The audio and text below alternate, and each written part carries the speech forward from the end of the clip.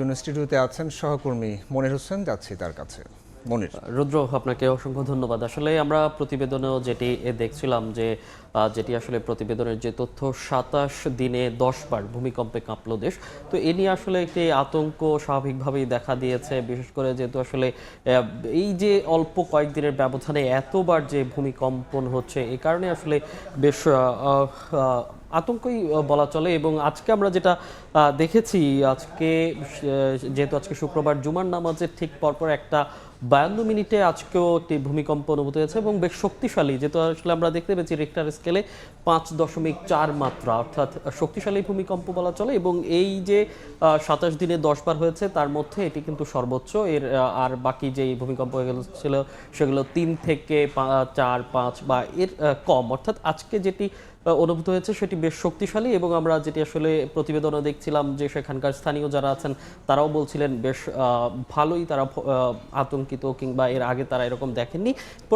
এই যে ভূমিকম্প, সেটির উৎপত্তিস্থল যদি বলতে, সেটি আমরা আসলে দেখেছি সাতক্ষীরার আশাশুনি এলাকা, সেই এলাকাতেই উৎপত্তিস্থল। এবং সেখানকার যে ক্ষয়ক্ষতির কথা যদি বলতে হয়, খুব বেশি ক্ষয়ক্ষতি হয়নি, তবে সাতক্ষীরার যে সদরে দু একটি ভবনে ফাটল দেখা দিয়েছে। এবং চলতি মাসের প্রথম দিনেই, যেহেতু আসলে বলছিলাম যে ১০ বার কাঁপলো এই ২৭ দিনে, চলতি মাসের প্রথম দিনও কিন্তু ৩ মাত্রার ভূমিকম্প হয়েছে। এবং তার পরেই ৪ ফেব্রুয়ারি, ৯ ফেব্রুয়ারি, ১০ ফেব্রুয়ারি, ১৯, ২৫ এবং সবশেষ গতকাল ২৬ ফেব্রুয়ারিও কিন্তু একটি ভূমিকম্প অনুভূত হয়েছে। এবং নভেম্বরে সবচেয়ে বেশি বলা হচ্ছিল যে দীর্ঘদিন পর যে ৫.৭ মাত্রার ভূমিকম্প হয়েছিল গত নভেম্বর মাসের ২১ নভেম্বর, সেদিনও শুক্রবার ছিল, সেদিনও সেই ১২টার দিকেই কিন্তু এই ভূমিকম্প অনুভূত হয়। এবং সেই ভূমিকম্পে কিন্তু আমরা দেখেছি ১০ জনের মতো মানুষ মারা গেছেন।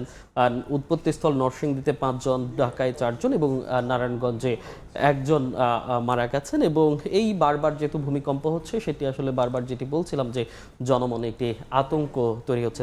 মনির, গত বছর ভূমিকম্পে ৫.৭ এবং সবচেয়ে শক্তিশালী ভূমিকম্প যেটা সারা দেশের মানুষ দেখেছে, সেখানেও আমরা দেখেছি পরপর দুবার আফটার ইফেক্ট, আফটার শকটাও আমরা খুব শক্তিশালী পেয়েছিলাম। এবং যেটি বলছিলাম যে ১০ জন কিন্তু মারা গিয়েছিলেন গত বছর নভেম্বরের যে ভূমিকম্প হয়েছে, সেই ভূমিকম্পে। এখন জনমনে যে আতঙ্ক তৈরি হয়েছে, এটা নিয়ে বিশেষজ্ঞরা কি বলছে?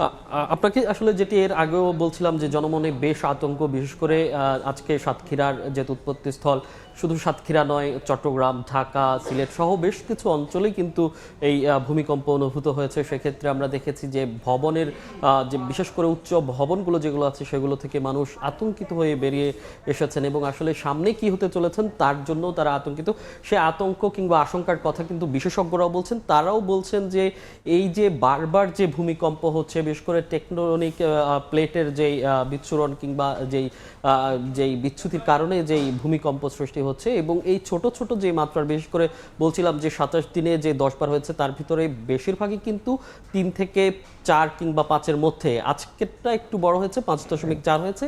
কিন্তু এই যে ছোট ছোট আকারের যেই ভূমিকম্পগুলো হচ্ছে, এগুলো কিন্তু বড় একটি ভূমিকম্পের যেই আশঙ্কা, সেটি কিন্তু করছেন। এবং বিশেষজ্ঞরা বলছেন এই ছোট ছোট ভূমিকম্প কিন্তু সেই বড় কোনো ভূমিকম্পের বার্তা দিচ্ছেন। এবং তারা বলছেন যে ইন্ডিয়ান প্লেটের অভ্যন্তরে যে স্ট্রেস পয়েন্ট রয়েছে, সেই পয়েন্টের যে বিচ্যুতি, সেই কারণেই কিন্তু বারবার এই ভূমিকম্প হচ্ছে। এবং দেশের পূর্ব এবং উত্তর প্রান্তে বড় ধরনের ভূমিকম্পনের সংখ্যা করছেন বিশেষজ্ঞরা। তারা আসলে যেটি বলছেন যে আজকে যেহেতু সাতক্ষীরার যেই অঞ্চলে আসলে ভূমিকম্পের উৎপত্তিস্থল, এটি নিয়ে তারা খুব বেশি চিন্তিত নয়। তারা চিন্তা করছেন যদি পূর্ব এবং উত্তর প্রান্তে ভূমিকম্প হয়, সেক্ষেত্রে কিন্তু তারা শক্তিশালী ভূমিকম্পের আশঙ্কা করছেন। এখন সতর্কতা হিসেবে ঝুঁকিপূর্ণ ভবন শনাক্ত করা কিংবা আগাম কোনো ধরনের প্রস্তুতি, এই ধরনের কোনো পরামর্শ তারা দিচ্ছেন? অবশ্যই তারা বলছেন যে যদিও তারা আশঙ্কা করছেন, তবে তারা বলছেন এতে আতঙ্কিত হওয়ার মতো কিছু নাই, তবে সচেতন হতে হবে। বিশেষ করে ভূমিকম্পের সময়ে মানুষের আসলে করণীয় কি, এগুলো আসলে বেশ জানাতে হবে। মোবাইল ট্রেসিং এর বিষয়টি আসলে বলছেন, সেই সঙ্গে বলছেন যে একটি নির্দিষ্ট মাত্রায় ঝাঁকুনি হলে যাতে অটোমেটিক বিদ্যুৎ অফ হয়ে যায় কিংবা এই সংযোগগুলো বিচ্ছিন্ন হয়, এরকম যাতে কোনো প্রযুক্তি কিংবা এরকম কিছু করা যায় কিনা, এসব নিয়ে আসলে পরামর্শ দিচ্ছেন। রুদ্র। মনির, আপনাকে ধন্যবাদ। সহকর্মী মনির হোসেন জানাচ্ছিলেন আজকের ভূমিকম্পের খবরাখবর।